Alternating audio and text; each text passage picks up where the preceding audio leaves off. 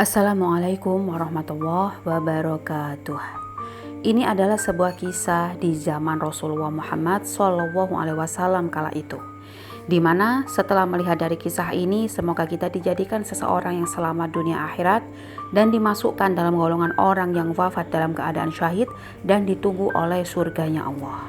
Ada sebuah kisah di mana seorang laki-laki yang jenazahnya pun tiba-tiba berubah menjadi seekor babi. Peristiwa ini bahkan disaksikan langsung oleh Rasulullah SAW. Semoga kita bisa mengambil hikmah dari peristiwa nyata yang terjadi di masa Rasulullah kala itu. Lantas, seperti apa kisahnya? Berikut kisah selengkapnya. Dalam sebuah riwayat dikisahkan bahwa suatu hari Rasulullah SAW sedang duduk bersama para sahabat. Kemudian tiba-tiba datang seorang pemuda Arab yang masuk ke dalam sebuah masjid sambil menangis. Melihat hal tersebut, Rasulullah pun bertanya, "Wahai pemuda, mengapa engkau menangis?" Pemuda itu pun menjawab, "Ya Rasulullah, aku baru saja kehilangan ayahku dan tidak ada kain kafan dan tidak pula ada orang yang hendak memandikannya." Mendengar perkataan pemuda itu, Rasulullah pun memerintahkan Abu Bakar radhiyallahu anhu dan Umar radhiyallahu anhu mengikuti pemuda itu untuk melihat persoalan dan situasinya. Sehingga kedua sahabat Nabi itu pun mengikuti pemuda itu dan mendapati ayah pemuda itu telah berubah menjadi seekor babi hitam. Badannya sudah membengkak dan mengeluarkan bau yang sangat busuk. Sehingga keduanya pun kembali dan memberitahu Rasulullah SAW. "Ya Rasulullah, kami melihat jenazah ayah pemuda ini telah berubah menjadi babi hutan yang sangat hitam." Mendengar penuturan kedua sahabatnya, maka Rasulullah dan kedua sahabatnya itu pun pergi ke rumah pemuda itu. Setiba di rumahnya, Rasulullah berdoa dan atas kuasa dari Allah, mayat itu pun berubah menjadi bentuk manusia semula. Lalu Rasulullah dan kedua sahabatnya itu mensolatkan dan mengkafani jenazah tersebut. Akan tetapi saat hendak dikebumikan, tiba-tiba mayat itu kembali berubah menjadi seperti babi hutan yang sangat hitam. Sehingga Rasulullah pun bertanya kepada pemuda itu, "Wahai pemuda, apa yang telah dilakukan oleh ayahmu sewaktu dia di dunia dulu?" Maka dengan malu berkatalah pemuda itu, "Sebenarnya semasa hidupnya ayahku ini tidak mau mengerjakan sholat." Mendengar penuturan pemuda itu, Rasulullah pun bersabda, "Wahai para sahabatku, lihatlah keadaan orang yang meninggalkan sholat. Kelak di hari kiamat ia akan dibangkitkan oleh Allah seperti babi hutan yang hitam." Kemudian dalam riwayat lainnya diceritakan pada masa kepemimpinan Abu Bakar As-Siddiq radhiyallahu anhu terdapat seorang laki-laki yang meninggal dunia. Ketika mereka hendak mensolatkan jenazah itu, tiba-tiba kain kafannya bergerak. Sehingga mereka pun membuka kain kafan itu dan terkejutlah semua yang hadir karena melihat ada seekor ular yang sedang membelit leher mayat tersebut serta memakan daging dan menghisap darahnya. Semua orang yang hadir pun berusaha untuk membunuh ular tersebut. Akan tetapi tiba-tiba ular itu berbicara seperti manusia.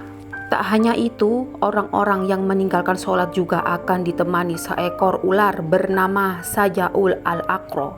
Ular ini memiliki dua bola mata dari api, kuku-kukunya dari besi dan panjang tiap kuku sejauh perjalanan 1 hari. Ular itu akan terus-menerus menyiksa si mayit sambil berkata, "Akulah Sajaul al-Aqra." Suaranya bagaikan gemuruh halilintar. Si ular berkata, "Aku diperintah oleh Tuhanku untuk memukulmu atas kelakuanmu yang menunda-nunda sholat subuh sampai terbit matahari. Juga atas sholat zuhur yang kau tunda-tunda sampai masuk waktu asar. Juga atas asar yang kau tunda-tunda sampai waktu maghrib. Juga maghrib yang kau tunda-tunda sampai isya. Dan di atas isya yang kau tunda-tunda sampai subuh." Setiap kali ular itu memukulnya, kemudian orang-orang ini terjerembab ke bumi sedalam 70 hasta. Demikian keadaannya sampai datangnya hari kiamat nanti. Berikut ini ada beberapa siksaan bagi seseorang yang memang sengaja meninggalkan sholat selama di dunia. Yang pertama adalah dicabut keberkahan umurnya. Yang kedua, dihilangkan tanda-tanda kesolihan di wajahnya. Yang ketiga, segala amal baiknya tidak akan mendapatkan pahala. Yang keempat, doanya tidak akan pernah dikabulkan. Yang kelima, tidak mendapatkan bagian doa dari doanya orang-orang soleh. Tidak hanya siksaan di dunia, ada sebuah siksaan yang akan terus mengejarnya ketika ia meninggal. Yang pertama, mati dalam kondisi terhina. Yang kedua, mati dalam kondisi lapar. Yang ketiga, mati dalam kondisi haus, yang apabila diminumkan satu lautan pun tidak mungkin akan dapat menghilangkan dahaganya. Dan siksaan itu pun akan terus mengejarnya pada waktu dia di alam kubur. Bagi seseorang yang memang sengaja menunda-nunda sholat atau sengaja meninggalkan sholat. Yang pertama, kuburannya menyempit sehingga tulang-tulang rusuk saling bersimpangan.